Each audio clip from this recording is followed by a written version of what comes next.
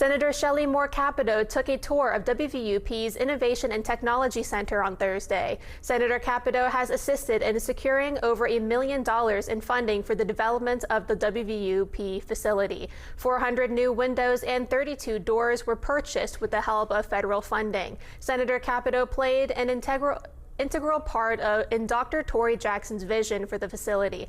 Dr. Jackson, president of WVUP, said she's thankful for the opportunity for Senator Capito to interact with the students who were on campus that day.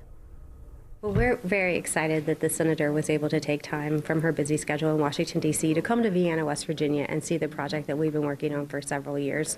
We know that they played an integral part early on in helping us with windows and doors, but it's become so much more, and it really is going to solve a lot of systemic issues, maybe not solve, but have a part to play in systemic issues in our community in regards to housing and transportation and childcare. So we know that those matter, and we know that there's a lot of legislation that occurs with those. So just to be able to show what we're doing in Vienna to make a difference is very exciting. Senator Capito says she intends to return in a couple of years to see the completion of Dr. Jackson's vision for the campus.